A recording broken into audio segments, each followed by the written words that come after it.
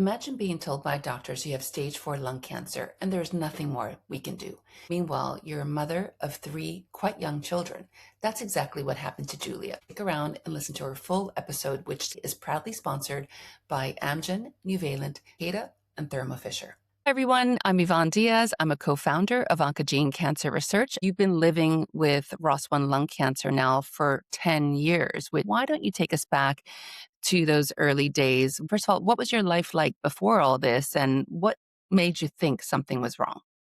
Well, I was a busy working mum of 3, just doing football runs, dancing runs, run-of-the-mill family stuff, really. And the kids' school is at the bottom of our hill, and the first signs that anything was wrong was I was getting a bit out of breath coming up the hill, and I'd had a few chest infections, bits coughing and stuff, and I just put it down to being unfit, stopping Zumba classes, because my daughter's dance classes had changed. So I just adjusted to fit in with them, really. So I was like, I need to go back to the doctor. They sent me for an X-ray, which came back clear. Right. So I went on more antibiotics. And then I was just at work one day. It was a Monday. And I just had my lunch and I sat down at my desk and I was just like, I don't feel right. And I just had this extreme pressure on my chest. And I said, I need to go. So I rang my husband up. And weirdly enough, my daughter had broken her toe the day before. So he was at home with my daughter. So I was like, can you come and get me? And the car, don't think I can drive. But he decided to go to his mum's, who lives sort of an hour or so away, with Freya. So I was like, oh, I'll try and get home.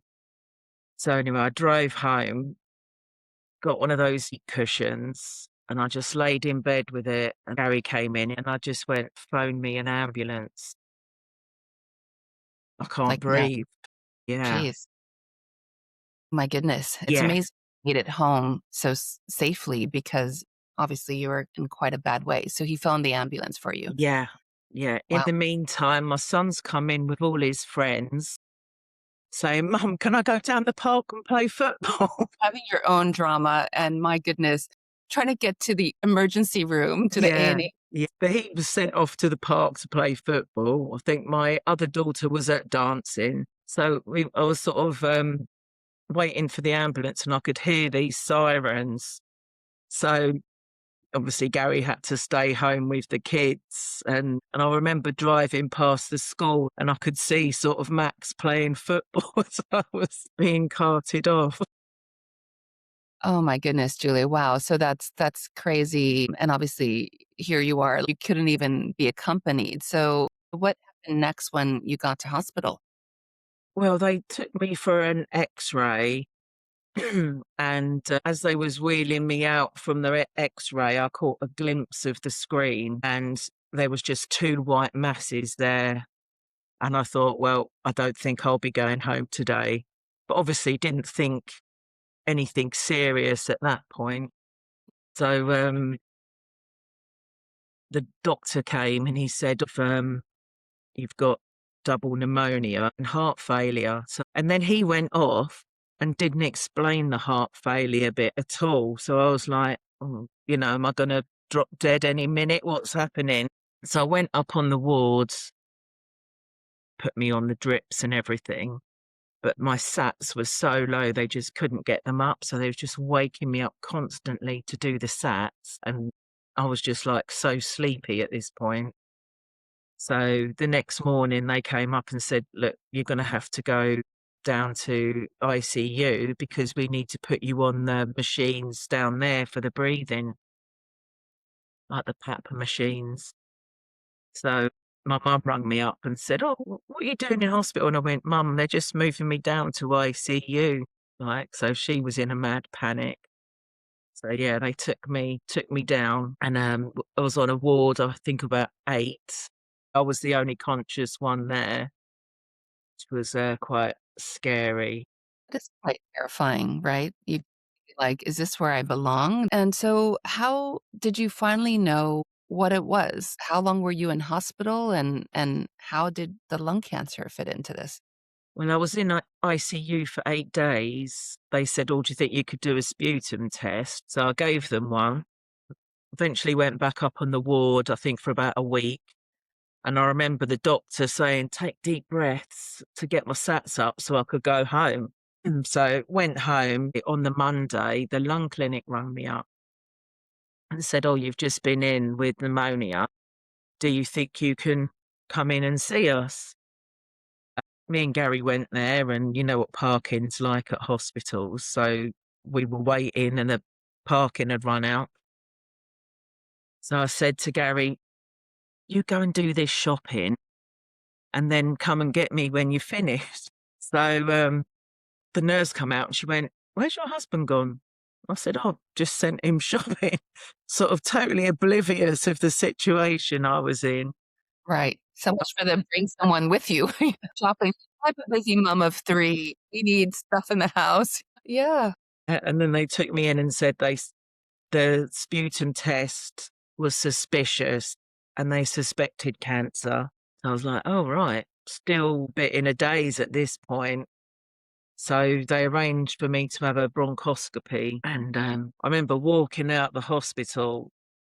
I could feel I was red, but I like totally held it together. And then Mm. I saw my husband in the car, and like someone went to say to me, "Are you leaving the car park?" And he just saw me go and he was like, "Oh no, don't worry." Yeah. And that's what sort of when it came out.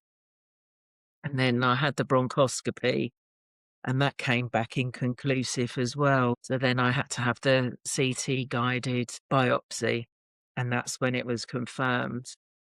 But even up to that point, I was just like, look, I had an infection in my leg when I was younger.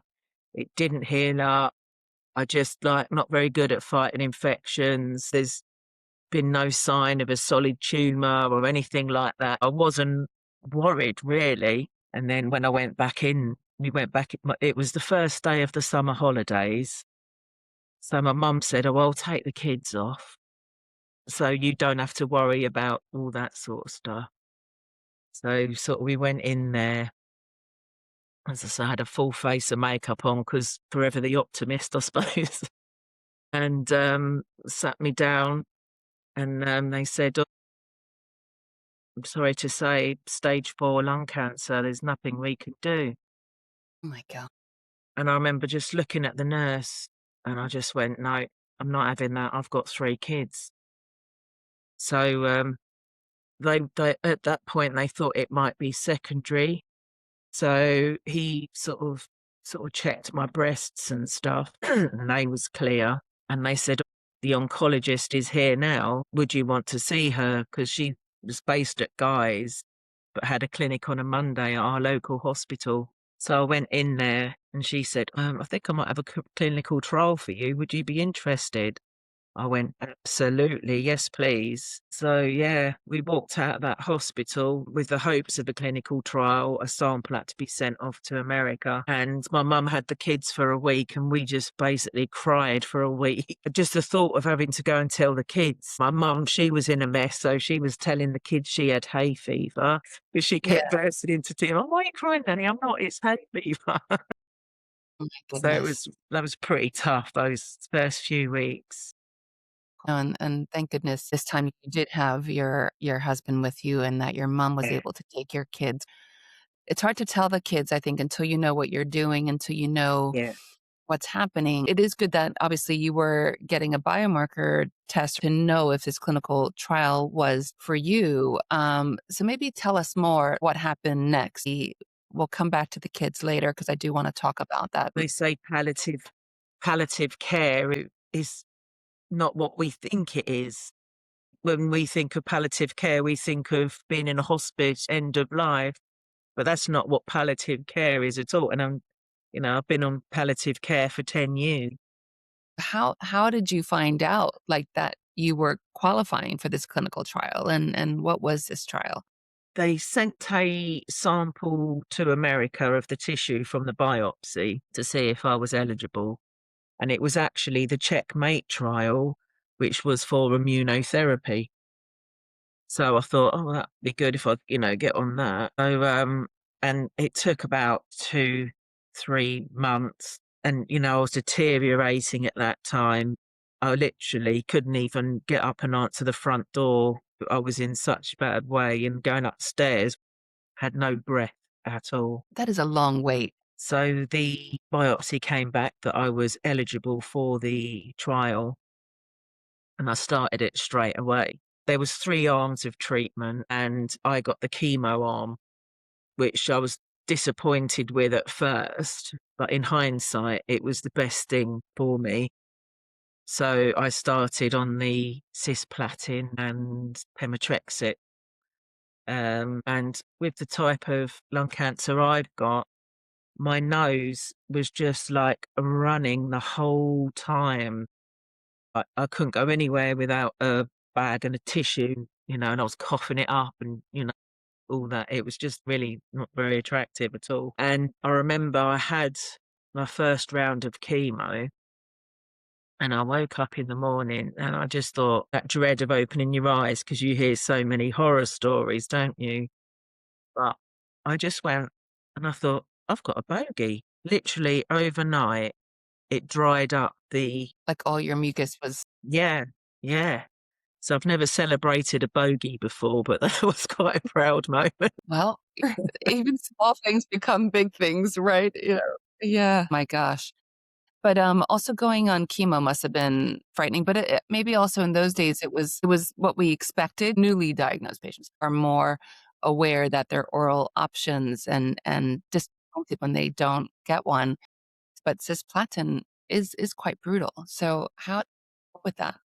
Well, my mum came and stayed with us for sort of 10 days at a time, because I wouldn't drive, I couldn't drive or anything. So she done all the dance runs and everything. And Gary's luckily self-employed, so he could adjust his work time to take the kids to school and then go off to work. So we tried to keep things as normal as possible. And then how long were you on this chemo option and trial? I think I had about 4 rounds of cisplatin, and then I just carried and had a really good response to it. And then I was on pemetrexed for 2.5 years, which is 1 week out of 3 is gone because you've got your appointment, your bloods and everything. Then you've got the chemo. So everything worked around those chemo weeks, holidays. It's quite invasive on family life. Quality of life is very different. Like you say, you're losing a third of your time. And you say so you were on it for 2.5 years, so what made you stop?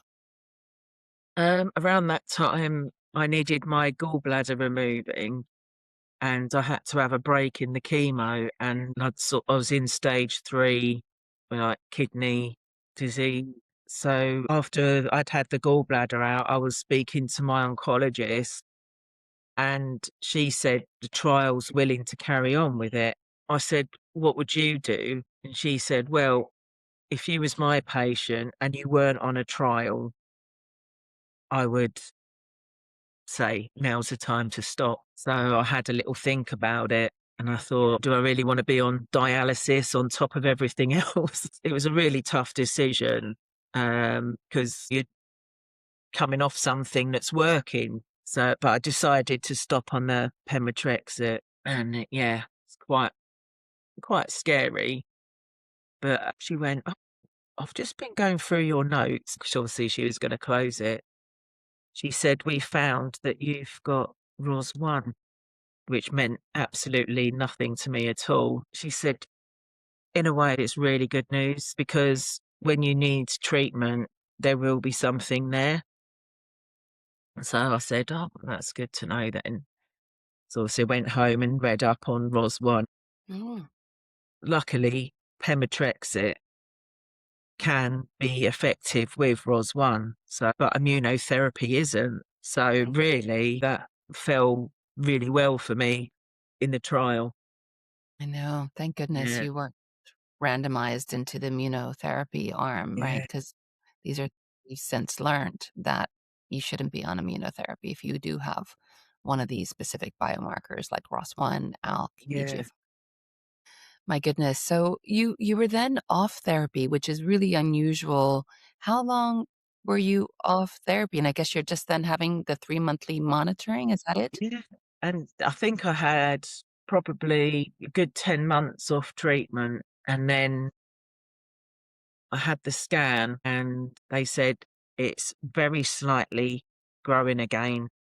And because of your age, we want you to start this straight away, basically. So So this is then, like 2019, 2020, right? By then, yeah, would you this this? was sort of just before Christmas 2019. Okay, yeah, Yeah. right. Oh my goodness. So then you started your first targeted therapy, Yeah. and I guess you had the benefit of knowing you were ROS1. So had you already read up on the TKIs, and this would be your second line, but your first targeted therapy. So had you formed an opinion on targeted therapy? It was pretty easy, really, because there was no other alternative. Really, entrectinib wasn't being rolled out then. So it was crizotinib or nothing. Okay, well, that So, does the decision very easy then. yeah. And so how was life on the targeted therapy? Yeah. Well, going into lockdown, my kidneys really didn't like crizotinib. So I used to escape every week to have my bloods done while they were trying to get the levels that suited me. And then I was on quite a low level, in which my kidneys sort of accepted in the end, and it all sort of evened out. Okay, well, that's good. And then you remained on crizotinib for quite some time. Yeah, just carried on going on holidays, just family stuff, really. Sort of forgot about cancer, really. I just sort of go into oncology once every 3 months, pick my bloods done, picking up my pills, and then I'd forget about it, and I was just taking a tablet a day. Obviously there were side effects, so it wasn't all, puppies and roses, but it was better than the alternative. That's right. Yeah, for sure. Y You had these great blissful, what it was it, 5, 6 years Yeah. Yeah. living your life, taking a pill, having some labs done, a little, some side effects. It's never perfect, right? Yeah. I wasn't really having regular brain scans because at that time they didn't really think that ROS1 progressed to the brain. But I think as time went on, they realised that it did. And I'd had a brain scan, I think, in the February or March, and it came back clear. But when I got the results back, I had started to feel some dizziness. But I thought, well, it's not the brain because the scan has been fine. So I just carried on thinking, oh, I don't know what it is. My friend was going, you really should mention it. And I said, well, I've had a brain scan. It's nothing serious.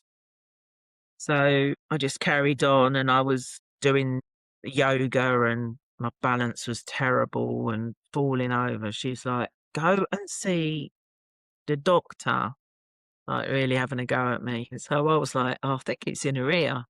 So I was like laying on the bed with my head hanging off, doing like the Epley maneuver, trying to balance my crystals. And one day I just thought, it's getting a bit too dizzy now. I phoned up the CNS nurse and I said, oh, I've been nagged to ring you and you know it's serious if I ring you. I've been suffering with some dizziness. So she said, leave it with me. I'll just speak to the oncologist and I'll get back to you. So she rang me back about 5 minutes later. She said, go to A&E. They're expecting you. So even then I was like, so laid back. I'm like, oh, saying to my son who's now driving, oh, Max, can you drop me up the hospital? So he sort of drops me off and sitting there. They sort of obviously do all the obs and stuff, sent me for a CT of the brain, which came back clear. So then they wanted to do a lumbar puncture. And luckily, the CNSs are based in my local hospital, and my oncologist has a clinic there once a week. They were saying, no, she doesn't need a lumbar puncture. So they sort of vetoed that. I was in A&E. I was sleeping in a chair that night, and one of the doctors came and said, "Oh, can you just walk in a line?" Which I was like a drunken sailor. When I was talking to him, I was just like, to have this eye shut, I just can't see with them both open. So they sort of had a look and said, "Oh, I think you've got double vision." So now I was thinking, I think this is actually more serious than I think it is. So I was admitted. They took me to the local eye hospital and they sort of decided which eye needed covering over. They basically just put a filter on. So you can open your eye and it looks like you're looking out of both eyes, but you're not. I had the brain MRI on the Friday morning. Alex, my oncologist, said, "I know this specialist at King's Hospital. I'm going to send him this and your previous one, and he's going to read it urgently." And then on the Monday morning, they came round and said it's leptomeningeal. Yeah. And then my CNS, she went, "Do not Google it," because obviously I did. And yeah, the prognosis is not good. My goodness. Wow. That's crazy from I'm just off balance to then get this very serious diagnosis again. So that's really challenging. We're going to take a break here and then come back and pick this up to go more into leptomeningeal disease because it is something that many of us in the community do talk about. We are concerned about, but there is also great news coming in terms of what comes next in your story. So thank you, Julia, for joining us, and please join us for part 2.